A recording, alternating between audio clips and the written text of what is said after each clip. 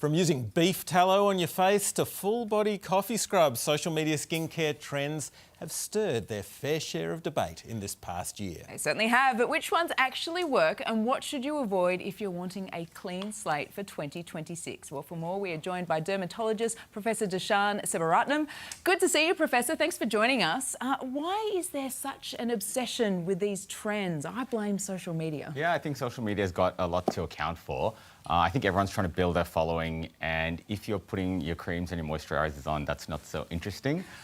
So you need to have something a little bit novel, right? So the beef tallow, the Vaseline, coffee on your face, all of these have a sort of visually appealing component to them, and I think that's what pulls in followers. I only get coffee on my face when I actually miss my mouth. But 2025, I mean, it is 2026, but 2025 was the year of salmon, sperm, of course, Desh. Of course. Is this something, I mean, you know, I'm a doctor, not a dermatologist, but is this something you'd actually recommend? So there's actually a little bit of evidence for this. So polynucleotides are harvested from the sperm, and then when they're injected into the skin, they increase cellular signaling, and that can help a little bit with things like collagen deposition and elastic fibers. So again, it's become popular because Jennifer Aniston, the Kardashians, they've all had it done, but there is actually a little bit of evidence for it. And you get that weird after effect, don't you, where you get the little bubbles Tiny little bumps, eyes? but they're just like mozzie bites, do you know what I mean? They'll settle down within a few hours, but that's another thing that's trending. All right, so they were big in 2025. What is looking big in 2026, Professor? There's things which we've been doing for a long time. So sunscreen's really important. I know it's been in the news a little bit, but sunscreen is really helpful in terms of preventing signs of aging, but also skin cancer, which is a particular scourge in Australia. Vitamin A or retinol, that's one of the best evidence-based things in terms of improving the quality of your skin. And one of the newer things is something called centella. So this is a herb that's been used in Sri Lankan cooking for centuries. Okay. But now there's an ingredient in it called a gestacide, and that's being implemented in a lot of skin products because it's anti-inflammatory and can help with maintaining the skin barrier.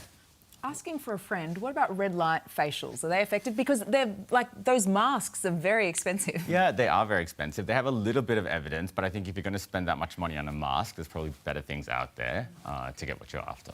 And what are your hit predictions, Desh, for this year? Is there anything that's going to come out of the woodwork and be the next salmon sperm? Well, I don't know about the next salmon sperm, but I think a lot of the things that are tried and true are generally the things that we should be applying. So things that have been studied in high-quality studies with hundreds of people, placebo-controlled, those are the things that we should be looking for. But how are we going to do those sort of studies? Because all you need is the Kardashians to use this on social media, and that is your randomised control study, isn't it? Yeah, that's exactly right. So people, I think, are always going to be getting their information from social media, but I think there are people out there who've done 12 years of studies to get to where they are. Maybe that's who you should be listening to instead of whoever came 7th on Love Island. But if we see Kim or Kendall in the next few months rubbing some of those coffee beans into their face, then everyone will probably follow, right? That's right. What are the benefits of caffeine on the skin?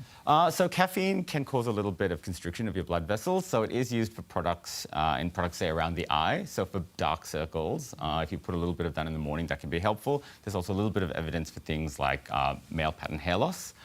So there is a little bit of evidence for caffeine, but again, maybe don't be putting like raw coffee grounds on your face. Yes, do not get something that's been formulated and stable and studied. Well, it's actually nice to see the science behind all that, isn't it? Yes. Professor Desh Sivaratnam, thank you so much for joining us. Thanks for having me. Thanks, Professor.